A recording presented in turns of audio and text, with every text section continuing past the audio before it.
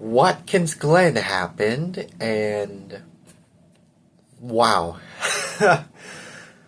As a NASCAR fan, of all the Watkins Glen races I've watched, like live on television, this is by far my favorite. Man, this finish was just the finish of this race, classic. And man, what a good finish. Just gonna start off straight away, say it. Congratulations to Chris Buescher.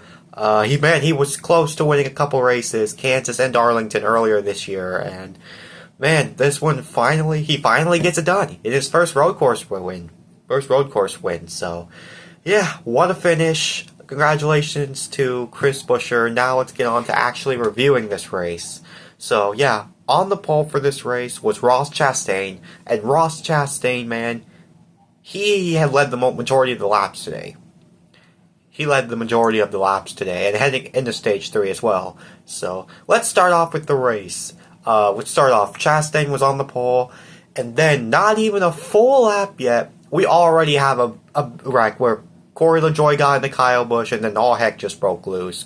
Christopher Bell got involved, and Denny Hamlin was involved too. Ricky Stenhouse was, and others. But I gotta talk about Denny Hamlin in this for like a minute or so, because again, like I said, like you guys all know that he is my favorite NASCAR driver, and let me just start saying that these playoffs are absolutely disgraceful for Denny Hamlin.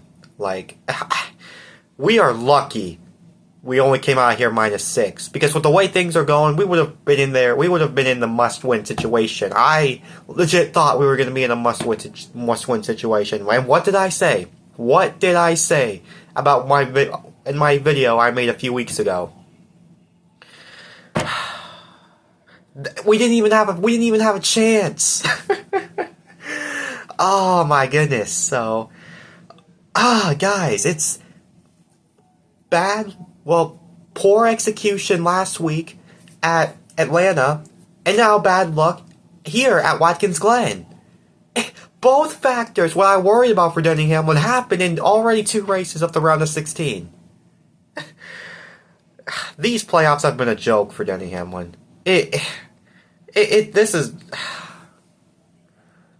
We came this far. We had 3 wins, and ever since that L2 penalty, we haven't got a single top 5 finish. And 3 of those 4 races since then, we got caught in accidents. So, here you go, guys. I've been dealing with a scratchy throat, my sinuses, allergies.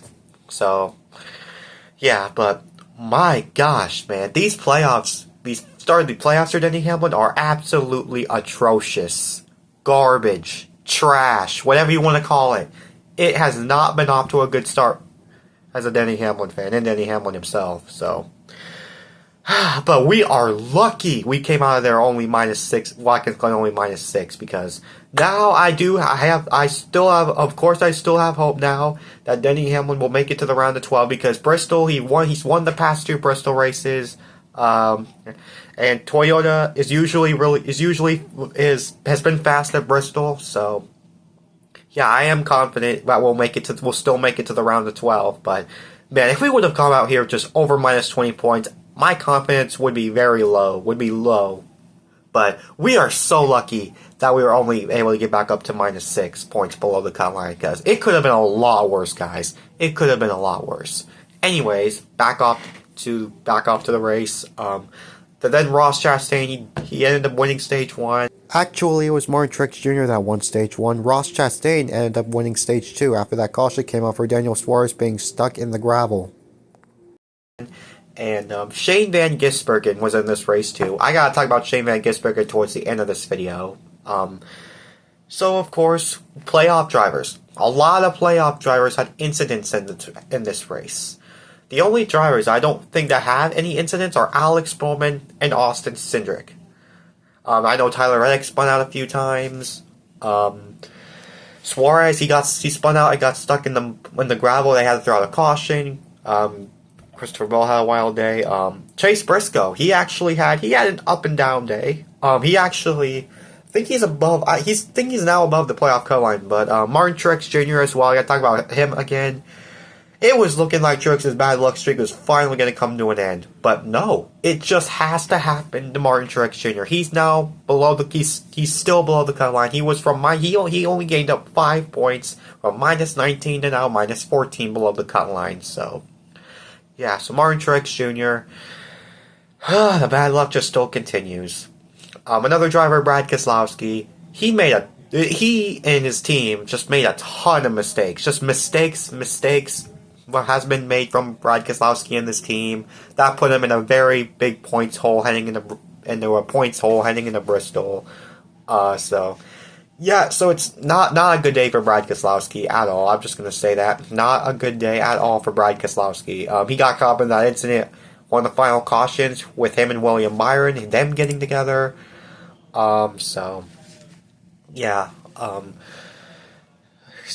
Other thing, I know Reddick spun out. Reddick had some issues. Carson Hocevar, I gotta talk about the finishing results here. It's been all over the place, but like I said, Ross Chastain, he ended up finishing 4th. He was up front for like the majority of the day. So yeah, Carson Hocevar, he finishes 3rd. Shane Van Gisbergen on the white flag. Chris Buescher, he lost the lead, and that gave the lead to Shane Van Gisbergen on the overtime. And then heading into the white flag, Shane Van Gisbergen was leading, and then Shane Van Gisbergen, he cut in too close. It was a driver error that cost Chris Buescher to gain a lot of time on Shane Van Gisbergen in the bus stop. Got into the carousel, got on the side of him, and was able to pull out in front ahead of Shane Van Gisbergen and to get home to the checkered flag. Chris Buescher wins it.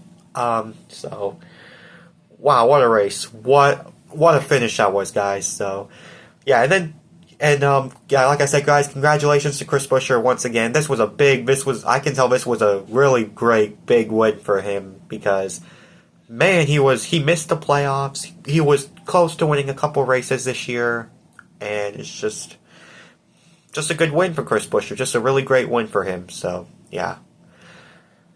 So I'm going to talk about some of the noticeable drivers that finished. Carson Hocevar, he was up front in the final few final laps. He finished his 3rd. He had a legit chance. Zane Smith, another top 5 finish. Good for Zane Smith, man. Chase Briscoe, 6th. Michael McDowell, he was 1 point leading in this race. He was up front for a time. He finished his 7th. So yeah, there was, of course, strategy was, of course, a big thing when it comes to tires on the final stage, where it's just repeated cycles trying to figure out whether you want to stay out for tires or stay out and get points. Or go and pit to get tires, or get stage points. That's what happened in the 1st and 2nd stage. But the 3rd stage was just, repeated cycles, trying to get tires, trying to figure out like where you want to be and stuff. So yeah, Ryan Preece 9th, Cindric 10th. Kyle Larson, in my opinion, Larson kind of had a quiet day. He had a car violation of some sort. He had this pit violation. I had him going to the rear of the field.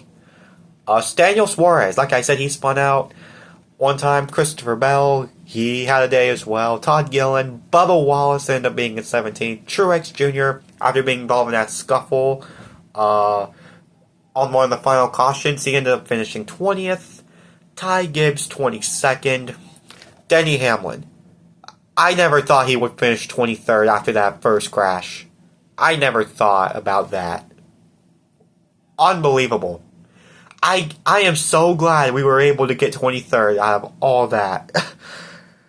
Oh my gosh. Like I said last week, I wouldn't be surprised if Denny Hamlin got eliminated from the round of 16 because of how bad the luck is. But I didn't expect it to be this bad. Oh my goodness. But at least we're not even in a must-win situation. So, like I said, could have been a lot worse. So, yeah, Tyler Reddick, he ended up finishing 27th. Austin Dillon, I know he got in the back of Christopher Bell when he was on his way to pit road. Kyle Busch, he had a self of the day. Kaz Grala, he and Daniel Hemmer got together one time. Juan Pablo Montoya, he's back. I don't think he has made a start since 2013, I believe. I don't know. Correct me if I'm wrong, but good to see Juan Pablo Montoya back for 20. He's getting that one off for 2311 in the 50 car. So Yeah, and then Ryan Blaney, he had some sort of steering issue from that first incident. I'm curious to see where he's at. Keselowski ended up finishing 26th. This was a wacky day for the playoff drivers. This seriously was a wacky day for the playoff drivers. So now I'm going to go ahead and take a look at the playoff standings. Playoff standings after this race. Christopher Bell, he has the most points out of anyone who is not locked in. Joey Logano, with his win last week, is still locked into the playoffs. Cindric is plus 43, Alex Bowman plus 31, Suarez plus 36. Daniel Suarez, man, if he could just survive Bristol next week, he'll be in. Like, I had him eliminated from this round. Same with Austin Cindric, man. You are still in a really good points position, but you're not totally home free yet, but it's looking good for y'all. Tyler Reddick is plus 30, Chase Elliott plus 30 as well. Ryan Blaney, after DNFing this race, look at collecting points that Atlanta does for you when you DNF this race on the very first lap. 29 points to the good for Blaney. Kyle Larson plus 26. William Byron plus 26. Chase Briscoe and Ty Gibbs are tied plus 6 below the cut line. Byron, yeah, like I said, Byron was involved in an accident, one of the final accidents. Denny Hamlin, like I said, these first two races for Denny Hamlin have been absolutely garbage. Like I said, this was a disgraceful start to the playoffs for Denny Hamlin. In fact, he made a desperate move on when the place where he really shouldn't have gone 3 wide, and he and Keselowski ended up getting together. But yeah, we have to clean this stuff up if we want to make it to Phoenix. Because if we're going to make it to the championship 4, we gotta clean this stuff up ASAP. Brad Keselowski, yeah, he's minus 12. He's minus 12 points below the cut line. He did not have a good race. He's minus 12. Martin Truex Jr., well, he's now minus 12 for Keselowski. Martin Truex Jr., by the way, for Truex, I feel so bad for Martin Truex Jr., man. He's minus 14 points below the cut line. His bad luck still continues. At least he gained 5 points, but he's still below the cut line. So, yeah, but Martin Truex Jr., I feel like the Toyotas are going to be really fast, especially what we saw in the spring. So, yeah. And then Harrison Burton. Can we all expect this? Can we all expect Harrison Burton to be 16th at the points? So, yeah, he's minus 20. But, yeah, anything can happen, Anything can happen, But, as a Denny Hamlin fan, I am definitely confident we can still make it to the round of 12, even though we're below the cut line, because, Denny has won the past 2 Bristol races, and Toyota has been good there. But like I said, anything can happen. It's the playoffs. So yeah, guys. So yeah, all the playoff drivers right now. We go to Bristol next. We go to Bristol on Saturday night. Looking forward to that race, guys. It's gonna be a fun one. Congratulations to Chris Buescher. What a great finish that was. Wow, I had a lot to say about this race. Yeah, I give this race an overall 9 out of 10 for this race. An overall 9 out of 10. This was, like I said, my favorite Watkins Glen race I watched, actually live on TV. So, yeah, guys, congratulations to Chris Buescher once again. This was a big win for him. And he spoils the playoff drivers when it comes to wins. So he's a non-playoff driver. That's what I'm saying. That he won. So it's Shane Van Gisbergen. After the race, he was still smart.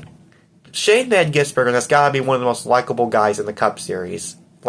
How can you not root for this guy? He came all the way from New Zealand. And the first time he stepped foot into a Cup Series car, won in his very first start at the Chicago Street Race, almost won again. And he's smiling about it and being positive. How can you not root for this guy, man? Really good job for Shane Van Gisbergen, man. Good job for Shane Van Gisbergen. So, can't wait to see what he can do next year. So, yeah, guys, like I said, congratulations to Chris Buescher. And anyways, on to Bristol next week. Saturday night elimination race. Just looking forward to see what can happen. So, yeah.